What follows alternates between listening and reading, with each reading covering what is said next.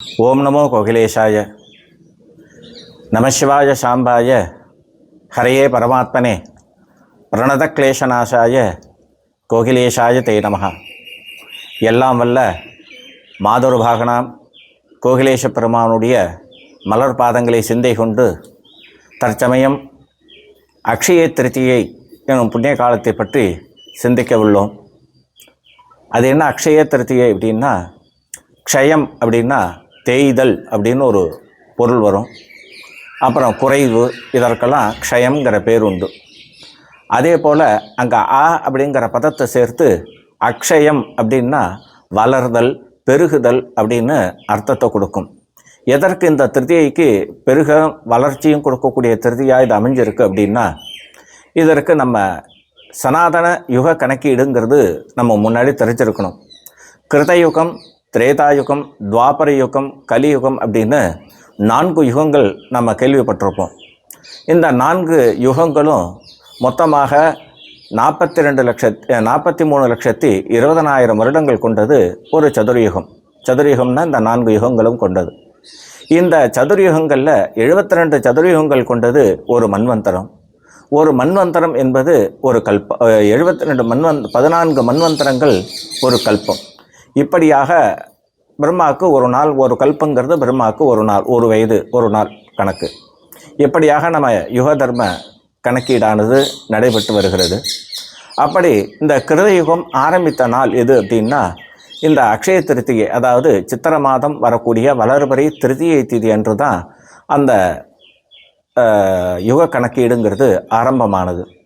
அந்த நாளில் யுக கணக்கீடுங்கிறது ஆரம்பமானதுனால வருடங்கள் எல்லாமே அதில் தான் அடங்கி இருக்கிறதுனால அந்த நாளில் செய்யக்கூடிய அனைத்துமே அபரிமிதமான அளப்பரிய பலன்களை தரக்கூடியதாக நமது சாஸ்திரத்தில் சொல்லப்பட்டிருக்கு.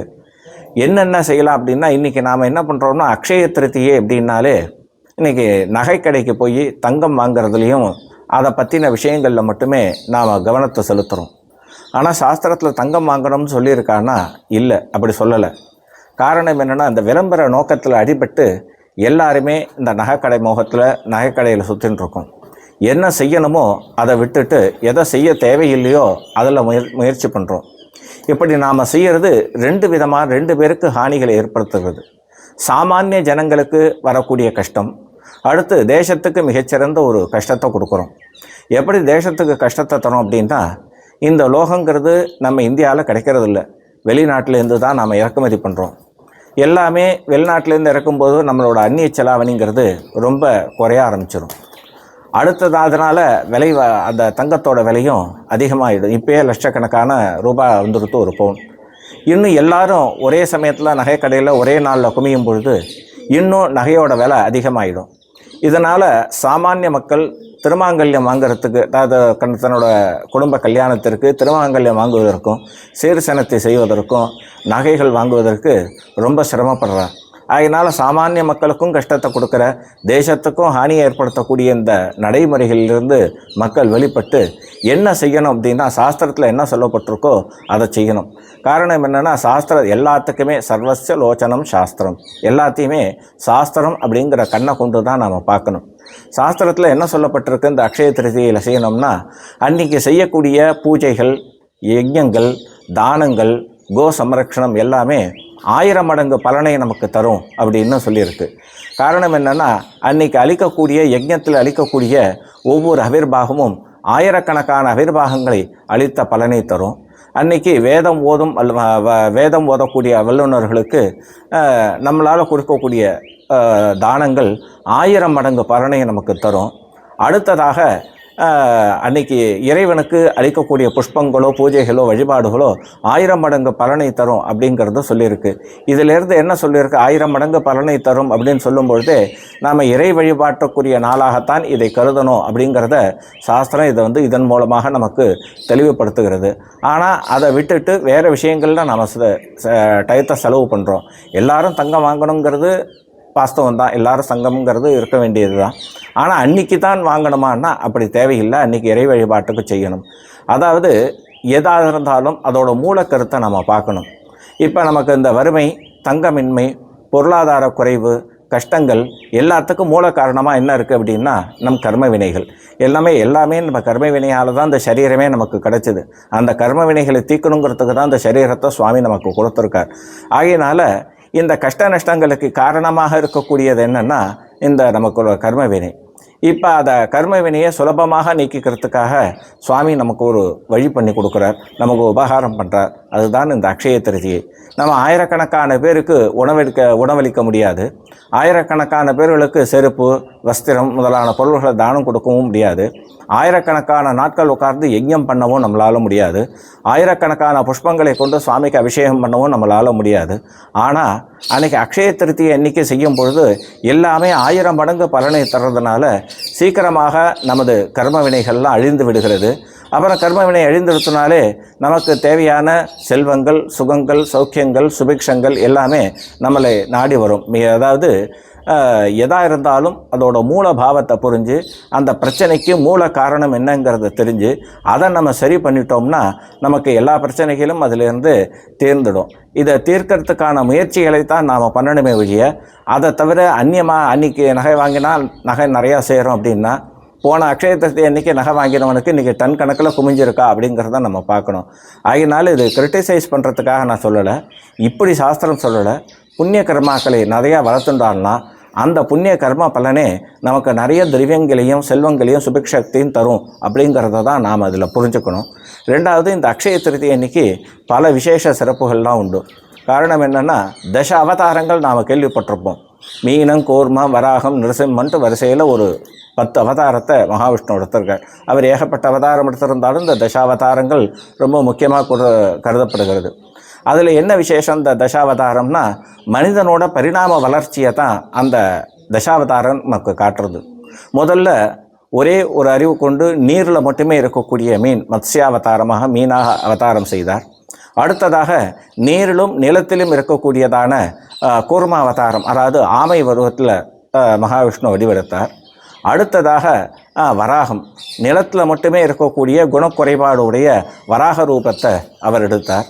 அடுத்ததாக நரசிம்ம அவதாரம், பாதி மனிதனாகவும் பாதி மிருகமாகவும், அதாவது மிருகத்தன்மை கலந்த ஒரு மனிதனாக ஒரு நரசிம்ம அவதாரமாக அதில் அவதாரம் பெற்றார்.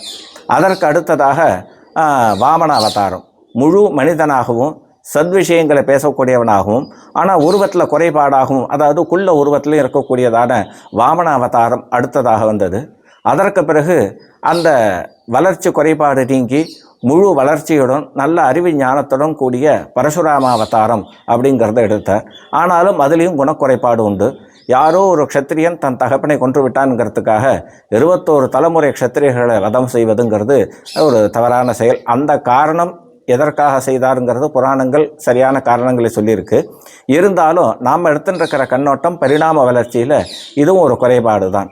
அடுத்ததாக ராமாவதாரம், அதாவது ஒரு மனிதன் எப்படி இருக்கணும், தர்ம வழியில் எப்படி நிற்கணும், ராஜ்ய தர்மத்தை எப்படி பாதுகாக்கணுங்கிறது ஒரு க்ஷத்திரியனுக்கு க்ஷத்திரியனாகவும் ஒரு சிறந்த மனிதனாகவும் தனி மனித ஒழுக்கம் நிறைந்தவனாகவும் அந்த நமக்கு நடத்தி காட்டுகிறார். இப்படி தான் பூர்ணமான முழு மனிதன் இருக்கணும் அப்படிங்கிறத காட்டினது தான் இந்த ராமாவதாரம். அடுத்ததாக கிருஷ்ணாவதாரம், அதாவது மனிதனாக இருக்க முடியாது, அடுத்த நிலைக்கு உயரணும். உத்தரேத் ஆத்மனாத்மானம் ஆத்மானம் அவசாதகேத்துன்னு கீதாச்சாரியன் சொல்கிறார். அதாவது தன்னை தானே உயர்ந்த நிலைக்கு உயர்த்தி கொள்ள வேண்டுங்கிறார். அதாவது தத்துவமசி அப்படின்னு வேதம் சொல்கிறது. தத்துனா அந்த சுவாமி பரபிரம்மம், துவம் நீயாக இருக்கிறாய். அந்த சுவாமி யார் அப்படின்னா அது நீயாகவே இருக்கிறாய் அப்படிங்கிறார். அதாவது அகம் பிரம்மாஸ்மி, நானே பிரம்மமயமாக இருக்கிறேன். இந்த உணர்ச்சி தான் முக்திக்கான பெருநிலை. அதாவது இறைவனும் தானும் வெவ்வேறு இல்லை, இறைவன் நிலைக்கு நாம் உயர்ந்த நிலைக்கு போகணும், இறைவனோட பாதார விந்தத்தில் அதாவது இரண்டரை கலக்கணும் அப்படிங்கிற நோக்கத்தில் தான் நம்மளோட செயல்முறைகள் அமையணும் காட்டினது தான் அந்த கிருஷ்ணாவதாரம். அதாவது மனிதனுக்கு மனிதனாகவும் தெய்வத்திற்கு தெய்வ அவதாரமாகவும் காமிச்சது. அதாவது உயர்ந்த தெய்வ நிலைக்கும் மனிதன் போக முடியும் அப்படின்னு மனிதனோட ஒவ்வொரு பரிணாம வளர்ச்சியும் காட்டக்கூடிய தசாவதாரங்களில் பரசுராம அவதாரம் நிகழ்ந்தது இந்த அக்ஷய திருத்தியை அன்னைக்கு தான் இந்த பரசுராம அவதாரம் நிகழ்ந்தது. அடுத்ததாக கிருஷ்ணருக்கு குச்சேலன்கிற ஏழை பிராமணன் அவள் கொடுத்து மிகப்பெரிய சொத்துக்களையெல்லாம் கிருஷ்ணரோட அனுகிரகத்தால் பெற்றனாலும் இந்த அக்ஷய திருத்தியை அன்னைக்கு தான். மேலும் இன்னொரு விசேஷம் என்னென்னா குபேரன், அதாவது சிவசகன், சிவனோட மித்திரன். அவனை சிவனை உபாசனம் செய்து மிகப்பெரிய நவநிதிகளையும் சொத்துக்களாக பெற்றது இந்த அக்ஷய திருத்தியை அன்னைக்கு தான் அப்படிங்கிறதும் சாஸ்திரத்தில் புராணங்களில் சொல்லப்பட்டிருக்கு. இப்படி சிறப்பு வாய்ந்த இந்த அக்ஷய திருத்தி என்று நமது கோகிலேஷ பெருமானை சந்தன் அப்படிங்கிற வித்யாதரன், அதாவது தேவலோகத்தில் இந்திரன் சிவ பூஜை செய்யும் பொழுது தேவையற்ற பேச்சுகளை பேசுகிறான். எப்பொழுதுமே தேவையில்லாத சிவ ஆராதனை பண்ணும்பொழுதோ எந்த தெய்வங்களை ஆராதனை பண்ணாலும் சத்விஷயங்கள் நடக்கும் பொழுதும் தேவையற்ற பேச்சுக்களை பேசாமல் எந்த தெய்வத்தை உபாசனை பண்ணி பூஜிக்கிறோமோ அந்த தெய்வத்தின் நாமத்தை உச்சாரணம் செய்து அந்த தெய்வத்தை மனதார வழிபடும் பொழுது பூஜை செய்பவனுக்கு என்ன பலன் உண்டோ அதே பலனை நமக்கு கொடுக்கும். அதை தவிர தேவையற்ற பேச்சுக்களை பேசும் பொழுது அது கர்ம பாவங்களாக நம்மளை கஷ்டப்படுத்தும். நாம் அறியாமல் செய்யக்கூடிய ஒவ்வொரு சின்ன சின்ன விஷயங்கள் கூட கர்ம வினைகளாக மாறி பெரும் பாவங்களாக உருவெடுத்து நம்மளை பாதிக்கும் அப்படிங்கிறதும் இதன் மூலம் நமக்கு தெரிகிறது. அப்படி இந்திரனால் குயில் உருவம் பெறணும் அப்படின்னு சாபம் பெற்ற அந்த சந்தன்கிற வித்யாதரன் பூலோகத்திற்கு நம்ம கோகிலேஷ பெருமானை பிரதிஷ்டை செய்து பூஜை செய்த நாள் எதுனா இந்த அக்ஷய திருத்தி அன்னைக்கு தான் முதலாக சிவலிங்க பிரதிஷ்டை செய்து பூஜை செய்தான். அதன் பிறகு அன்னைக்கு பூஜை செய்த ஒவ்வொரு பூஜையும் 1000 நாட்கள் பூஜை செய்த பலனை அவன் பெற்றான். அன்னைக்கு கோகிலேஷ பெருமானுக்கு அர்ப்பணம் செய்த ஒவ்வொரு புஷ்பமும் ஆயிரக்கணக்கான புஷ்பங்களை பூஜை பண்ணதோட பலனை அவன் பெற்றான். அன்னைக்கு கோகிலேஷ பெருமானை உத்தேசித்து செய்தக்கூடிய யாகங்கள் அனைத்தும் ஆயிரக்கணக்கான ஆகுதிகளை பெற்ற பலனை அவன் பெற்றான். இப்படி ஒவ்வொரு கோகிலேசனை நோக்கி செய்தக்கூடிய ஒவ்வொரு காரியங்களும் 1000 மடங்கு பலனை பெற்று வைகாசி விசாகத்தன்னைக்கு சிவன் வெளிப்பட்டு அந்த கோயிலுக்கு அனுகிரகம் செய்தார் அப்படின்னு நம்ம ஸ்தல வரலாறு சொல்லுகிறது. ஆகினால முதலாக பூமியில் கோகிலேஷ பெருமானை பிரதிஷ்டை செய்த நாளும் இந்த அக்ஷய திருத்தி அன்னைக்கு தான். ஆகினால தான் நம்ம அக்ஷய திருத்தி அன்னைக்கு சுவாமிக்கு 250 கிலோ புஷ்பங்களால் சுவாமிக்கு அபிஷேகம் செய்வோம். யஜுர்வேதத்தில் உள்ளக்கூடிய ஸ்ரீருத்ரம் அப்படிங்கிற ஒரு மந்திரத்தை 11 முறை ஜபம் செய்து அபிஷேகம் செய்வோம். அதே போல் சாமவேதம், அதாவது வேதானாம் சாமவேதோஸ்மின்னு கீதாச்சாரியன் சொல்கிறார். வேதங்களில் சாமவேதமாக இருக்கேன் அப்படிங்கிறார். சாமப்பிரியாஜனமாக அப்படின்னு சிவபெரும்பொருளுக்கு ஒரு நாமாவளியும் உண்டு. சாமத்தை சொல்லும் பொழுது, சாமவேதத்தை சொல்லும் பொழுது ரொம்ப பிரியமடைந்து சந்தோஷம் அடைகிறாராம். அடுத்ததாக ராவணன் கைலாயமலையை பெயர்க்கும் பொழுது சுவாமியின் கட்டவரலால் அமுக்கப்பட்டு திக்கி திணறின்றிருக்கான் கைலாயமலைக்கு அடியில் சிக்கிண்டு. அப்போ சுவாமியை சந்தோஷப்படுத்துறதுக்காக சாமவேதம் இசைத்து சிவனோட அனுகிரகத்தை பெற்று சந்திரஹாசம் அப்படிங்கிற ஒரு கத்தியை பெற்றான் அப்படின்னு ராமாயணத்தில் வருது. ஆகியனால எல்லா விதத்துலேயும் ஈசனை சந்தோஷப்படுத்தக்கூடியது சாமவேதம் அப்படிங்கிறது இதன் மூலம் தெரிகிறது. இன்றைக்கி சங்கீத சாஸ்திரத்துக்கு முக்கியமாக இருக்கிறதும் சாமவேதம் தான். மோதகர நிக மோதம சாம வேதசாரம் வாரம் வாரம்னு தியாகராஜ பெருமான் தன்னோட கீர்த்தனையில் அழகாக பாடியிருக்கார். அதாவது இன்றைக்கி பாடக்கூடிய சரிகம பதனின்னு சொல்லக்கூடிய சங்கீத ஸ்வரங்கள்லாம் சாமவேதத்தோட அடிப்படையிலேருந்து வந்தது தான் அப்படிங்கிறது அவரோட அபிப்பிராயம். அதனால் எல்லாத்திற்கும் முதன்மையாக இருக்கக்கூடிய அந்த சாமவேதம் இசைக்கக்கூடிய ஸ்ரௌதிகள்லாம் சாமத்தில் சொல்லப்பட்டுள்ள, அதாவது சாம வேதத்தில் 2 பாகம் உண்டு. பிருகத் சாமம் ரதந்திர சாமம்னு உண்டு. பிருகத் சாமம் அப்படிங்கிறது விஷ்ணுபரமான உள்ள மந்திரங்கள் உள்ளது. ரதந்திர சாமங்கிறது சிவபரமாக உள்ளக்கூடிய மந்திரங்கள்லாம் ரதந்திர சாமம்னு சொல்லக்கூடியது. அந்த சிவனை போற்றி உரைக்கக்கூடிய அந்த ரதந்திர சாமத்தை சாமவேதம் அறிந்த வல்லுநர்களால் ஜபித்து ருத்ர ஜபம் செய்து அதே சமயம் கைலாய வாத்தியம் முழங்க கோகிலேஷ பெருமானுக்கு 250 கிலோ புஷ்பங்களால் புஷ்பாபிஷேகம் சிறப்பாக நடைபெற இருக்கிறது. அதை தவிர அந்த உள்ள வேதம் போதும் அந்தணர்களுக்கு குடை, செருப்பு, வஸ்திரம், தானியம், மற்ற அதாவது புஸ்தகம், மணி, தீபம் இப்படின்னு 5 விதமான தானங்களையும் அன்றைக்கி தீர்த்த பாத்திரம் இதெல்லாம் அவளுக்கு கொடுக்கறதா இருக்குது இந்த கோயில் சம்பிரதாயம். இதை கொடுப்பதனால 1000 அந்தணர்களுக்கு தானம் கொடுத்ததற்கோட பலனை நாம் அன்றைக்கி பெறலாம். அதன் பிறகு மகாதேவர் ஆராதனம், அதாவது நம்ம கோயிலை பொறுத்த வரைக்கும் பக்தர்களுக்கு அளிக்கக்கூடிய உணவு அளிக்கக்கூடிய வைபவத்தை அன்னதானம் அப்படிங்கிற வார்த்தையில் நாம் பயன்படுத்துறதில்லை. மகாதேவர் ஆராதனம் அப்படிங்கிற பேரில் தான் சொல்கிறோம். ஏன்னா சிவோ தாத்தா, சிவோ போக்தா, சிவசர்வம் இதன் ஜெகது. உணவு அளிப்பவன் யார்? அவனும் கோகிலேசன். உணவை உண்பவர் யார்? அவரும் கோகிலேசன். அதாவது எல்லாமே எல்லா இடத்துலையும் இருக்கக்கூடிய நிறைந்த பொருள், பரம்பொருள் என்னென்னா அதுவும் கோகிலேசன் தான். ஆகையினால இந்த உணவை அளிப்பவனும் கோகிலேசன், அந்த உணவை உண்பவனும் கோகிலேசன், அந்த உணவும் கோகிலேசன்கிற அர்த்தத்தினால அங்கு அமர்ந்து சாப்பிடும் அனைவரும் கோகிலேஸ்வரரே உட்கார்ந்து உணவை அருந்துகிறார் அப்படிங்கிறது நமது ஆலய மரபு. ஆகையினால அன்றைக்கி தரிசனத்திற்கு வரக்கூடிய பக்தர்கள் அனைவருக்கும் மகாதேவர் ஆராதனை என்ன சொல்லக்கூடிய அன்னம்பாளிப்பும் சிறப்பாக நடைபெறுகிறது. அன்றைக்கி ஒருவர் வயிற்றுக்கு அளிக்கக்கூடிய ஒவ்வொரு பருக்கையும் 1000 பருக்கைகள் 1000 கமலங்களை கொடுத்த பலனை நமக்கு பெற்றுத்தரும். அதாவது பசித்த வயிற்றுக்கு சிறிது உணவு அளிப்பதுங்கிறது அவ்வளவு பெரிய புண்ணியம். அதுவும் வயிறு நிறைய உணவு, அதாவது ஷட்ரசங்களும் நிறைந்த வடபாயசத்தோட உணவு அளிப்பதுங்கிறது அளப்பரிய புண்ணியத்தை அன்றைக்கி நமக்கு பெற்றுத்தரும் அப்படிங்கிற சாஸ்திரம் சொன்னதுனால தானங்களில் சிறந்தது அன்னத்தை தானமாக கொடுப்பது தான். அந்த சாப்பாடு கொடுக்கறதும் அதி விசேஷம், தானங்கள் கொடுப்பதும் அதி விசேஷம். அதை அனைத்துமே ஈசனுக்கு புஷ்பாபிஷேகம் செய்வதும் அதி விசேஷம். அன்று நடக்கக்கூடிய ஈஸ்வனுக்கு கோகிலேசனுக்கு நடக்கக்கூடிய யஜ்ஞத்தை தரிசிப்பதும் அதில் பங்கு கொள்வதும் அளவற்ற புண்ணியத்தையும் 1000 மடங்கு பலனையும் நமக்கு குறைவற்ற கொடுக்கக்கூடியது. அப்படிங்கிறதுனால தான் இந்த அக்ஷய திருத்தியை அப்படிங்கிற பேர் இந்த நாளுக்கு வழங்கப்பெற்றது.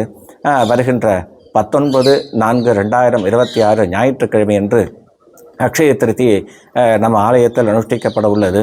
அன்று சாமவேதம் யஜுர்வேதமும் இசைக்க சுவாமிக்கு புஷ்பாபிஷேகம் நடக்கும். காலை யஜ்ஞம் நடைபெறும். யஜ்ஞம் முடிஞ்சு கடாபிஷேகம் முடிந்த பிறகு புஷ்பாபிஷேகம் நடைபெறும். அதன் பிறகு பக்தர்கள் அனைவரையும் அமர வைத்து கோகிலேஸ்வரூபமாக நினைத்து அன்னமளித்து மகாதேவர் ஆராதனையும் நடைபெற உள்ளது. சிறுதுளி பெருவெள்ளம் அப்படின்னு சொல்லுவாள். இது மிகப்பெரிய வேலை. ஒவ்வொருவரும் இதை காணக்கூடிய பக்தர்கள் அனைவரும் அவர்களால் இயன்ற உதவி, சிறு சிறு உதவிகளாக இருந்தாலும் சரி, அத்தனையும் செய்து இந்த புஷ்பாபிஷேகம், யஜ்ஞம், பிராமண போஜனம், பிராமண தானம், அப்புறம் மகாதேவர் ஆராதனம் அத்தனையும் சிறப்புற நடைபெற உதவிட வேண்டும். ரெண்டாவது, அன்னைக்கு பசுவிற்கு அளிக்கக்கூடிய உணவுப் பொருள்களும் சிறந்த நற்பலன்களை தரும், பித்தர்களோட சந்தோஷத்தை ஏற்படுத்தும் அப்படின்னு சொல்லியிருக்கிறதுனால நமது ஆலயத்தில் கோஷாலை உள்ளது. அதற்கும் ஒருவேளை உணவாக ஒவ்வொருவரும் 3 வேளை உணவு அளிக்க வேண்டியிருக்கிறது. அதனால் ஒவ்வொருவரும் ஒவ்வொரு வேளைக்கு உணவாக ஏற்றுக்கொண்டு அந்த பசுவிற்கு உணவளிப்பதும் மிகச்சிறந்த பலனை தரும் என்பதற்காக இதனை தெரிவிக்கிறேன். இதை காணுறும் பக்தர்கள் அனைவரும் தாங்களால் எந்த பகுதியில் சேர்ந்து கொள்ள வேண்டும் என்பதை தெரிந்து விருப்பப்படுகிறார்களோ அந்த பகுதியில் சேர்ந்து கொண்டு சிறுதுளி பெருவெள்ளம் என்பதாக அவர்களால் முடிந்த உதவிகளை செய்து இந்த புஷ்பாபிஷேக விழாவினையும் மகாதேவர் ஆராதனையும் கோ சம்ரக்ஷணையும் பிராமண போஜனத்தையும் சிறப்பாக நடத்தி தர வேண்டும். நடத்தி தந்து எல்லாம் வல்ல மேற்சொன்ன சிறப்பு பலன்கள் அத்தனையும் பெற்று எல்லாம் வல்ல மாதுரு பாகனாம் கோகிலேஷ பெருமான் மலர்பாதங்களை சிந்தை கொண்டு அமைகிறேன். ஓம் நமோ கோகிலேஷாய.